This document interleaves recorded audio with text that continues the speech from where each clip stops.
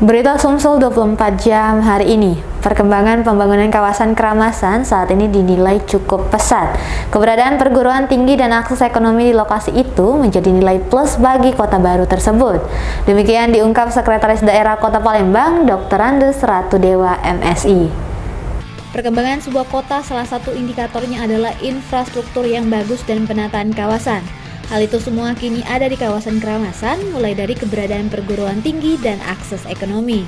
Menurut Sekretaris Daerah Kota Palembang, Dr. Andes Ratudewa, MSI, kawasan Keramasan sudah terbentuk, khususnya dengan keberadaan perguruan tinggi dan akses ekonomi.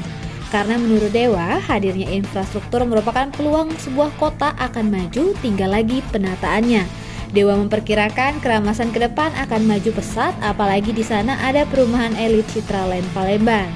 Sehingga pengembangan kawasan Keramasan saat ini menjadi salah satu prioritas pemerintah Kota Palembang. Pasalnya, kawasan Keramasan dianggap pula sebagai muka dari Kota Palembang yang penataannya ke depan harus dibuat sebagus mungkin. Dalam beberapa tahun terakhir, lanjut Dewa, pembangunan di Kota Palembang, khususnya kawasan Keramasan, sangat maju pesat. Beragam infrastruktur dibangun di kawasan itu, mulai jalanan, perkantoran, perumahan, hingga akses jalan tol. Tinggal pemerintah meminta bantuan kepada masyarakat untuk ikut serta menjaga fasilitas yang dibangun itu agar tidak rusak. Khusus untuk kawasan Keramasan, Ratudewa menambahkan perbaikan dan pemeliharaan infrastruktur akan diupayakan. Soalnya ketika masuk ke Palembang, maka kawasan Keramasan ibarat muka kota, karena di sana banyak terdapat infrastruktur yang dibangun termasuk jalan tol.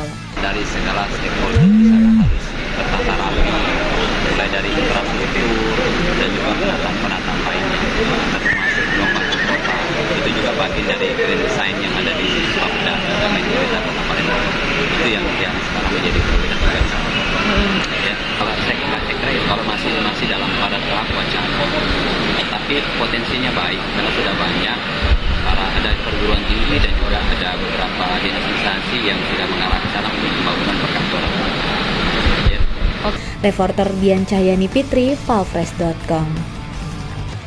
Demikianlah berita Sumsel 24 jam hari ini. Jangan lupa untuk mendukung program kami lainnya di YouTube channel Palfresh Official seperti podcast Cukup Pedas, Budak Lorong, Basing, Ternyata Bukan Mistis, Sidak, dan Ruang Cerita bersama Kakak Juli.